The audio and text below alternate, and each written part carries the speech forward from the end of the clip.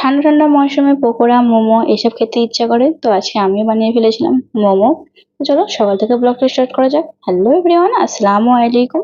আমি Nazmin, I hope তোমরা সবাই ভালো আছো। আলহামদুলিল্লাহ, আমার দিনও খুব ভালো যাচ্ছে। তো সকাল সকাল আমি একটু এগ রাইস করছিলাম, কারণ কাল রাতে ভাত খাইনি গো। ভাত এক্সট্রা বেঁচে ছিল অনেক, তাই জন্য ভাবলাম যে সকালবেলা এগ রাইস বানিয়ে নিই।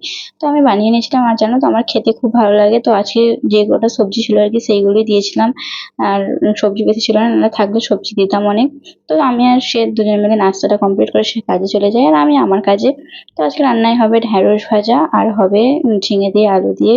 আর আমার খুব ভালো লাগে জানো তো ঝিঙে দিয়ে আলু দিয়ে। তো রান্না বান্নাও কমপ্লিট হয়ে গেছে দেখো তোমার সাথে কথা বলতে বলতে। আর সে খাওয়া দাওয়া করতে চলে এসেছিল। তো তারপরে দুজন মিলে খাওয়া দাওয়াটা সেরে নিই। তো খাওয়া দাওয়া করার পরে সে আবার কাজে চলে যায়, আর আমি মোমো করবো বলে। তো জানো তো এই ফার্স্ট টাইম আমি মোমোর চাটনি বানিয়েছিলাম বাড়িতে, নাহলে আমি চাটনি বানাই না। যে চাটনি বাড়িতে থাকে আর কি, কিষান সস বা মিউনিস, এগুলো দিয়ে আমি খেয়ে নিই। কিন্তু আজকে আমার ইচ্ছা হয়েছিল যে চাটনি বানাবো আমি বাড়িতে। তাই জন্য যেই ভাবার সেই কাজ। তো তারপরে দেখলাম কি যে বাইরে পানিও হচ্ছে অনেক, ঝমঝম করে পানি হচ্ছিল। তো আমার দেখতেও ভালো লাগছিল, আর এরকম পানি ঠান্ডা ঠান্ডা মৌসুম, মোমো তো বানতাই है ভাই। তো ফির আমি মোমো চাটনি বানানোর জন্য আমি সবকিছু রেডি করে নিয়েছিলাম। এখানে টমেটো, তারপরে উম, রসুন, আর দিয়েছিলাম শুকনো লঙ্কা। তো আমি এখানে এখানে ফুটতে দিলাম 10 মিনিট মতো ফুটিয়েছিলাম আর কি। তারপরে টমেটোর আর কি খোসাটা ছাড়িয়ে নিয়েছিলাম উপর থেকে আগে, তারপরে মিক্সচার করে নিয়েছিলাম। তো মিক্সচার করার পরে একটা স্মেল আসছিল দারুণ, কি বলবো, পুরো মোমো চাটনির স্মেল আসছিল যেমন আর কি দোকানে খাই।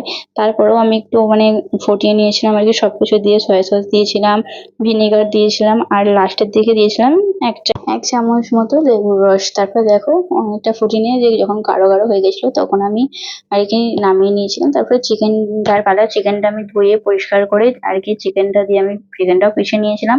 আর জানো তো আমি যখন মোমোজ বানাতাম না, ঘরে আমি অনেকবারই বানিয়েছি, তো আমি চিকেন সবসময় হালকা একটু ফ্রাই করে নিতাম, তারপরে বানাতাম। আর তো আজকে আমি কাঁচা চিকেনেরই করেছিলাম। তো খুব একটা খারাপ হয়নি, খুবই ভালো হয়েছিল আর কি। আমার সেও খেয়ে বললো যে খুব ভালো হয়েছে। তো সে জানো তো মোমো খায় না, মোমো মোমো এইসব জিনিস ও চাউমিন ফাউমিন এইসব খুব কমই খায়। তো সে আমি বাড়িতে বানিয়েছিলাম বলে সে অনেকগুলো মোমো খেয়েছে আর বললো খুব ভালো হয়েছে। তো তারপরে আমি স্টার্ট করে জানো তো খাওয়া দাওয়া করার পরে একটু রেস্ট করে তারপরে আমি স্টার্ট করেছিলাম, কারণ আমি একা, আমার হাতে হাতে করার মতো কেউ নেই, আর আমি যা করবো একাই করতে হবে, তাই জন্য করছিলাম। আর জানো তো মোমোর শেপ আমি সবসময় যেমন মোমোর শেপ হয় সেটা আমি দিই, তো আজকে একটু নতুন ভাবে ট্রাই করছিলাম, কারণ এটা আমি ইউটিউবেই দেখেছি আর কি। তো দেখে আমি ট্রাই করছিলাম যে কেমন লাগে, তো আমার ভালো লাগেনি, তো এরকম এক দুটোই বানিয়েছিলাম, তারপরে যেরকম মোমোর শেপ হয় সেটাই দিয়েছিলাম আর কি। শেপ যেমনই হোক, টেস্টটা ভালো হওয়া দরকার। তো তারপরে এরকম করে করে একটা একটা করে আমি বানিয়ে নিয়েছিলাম। তারপরে আমি এখানে পানি ফোটাতেও দিয়ে দিয়েছিলাম। তাদের পানিটা ফুটে যাওয়ার পরে দিয়ে মোমো দেবো বলে। আর এটা জানো তো আমি গিফটে পেয়েছিলাম, তো আমার অ্যানিভার্সারিতে এটা গিফট করেছিল একজন। তো আমি সেটা আজকে প্রথম ইউজ করছি আর কি, ফার্স্ট। তো মোমোগুলো দেখো অনেকগুলোই মোমো হয়েছিল, যে একটা একটা করে আমি এবার তেল ব্রাশ করে আমি মোমো দিয়েছিলাম বয়েল হওয়ার জন্য। তো মোমোটা এখানে দিয়ে দিয়ে মোমো হয়ে গেছে, তো তাকে কল করি যে চলে আসো, আমার মোমো রেডি হয়ে গেছে, দুজন মিলে খেয়ে নেবো, গরম আছে। তো সেও চলে আসে, তোমরা খেতে থাকি, তোমরা আমার ভিডিও দেখতে থাকো, যদি ভালো লাগে ছোট্ট করে একটা কমেন্ট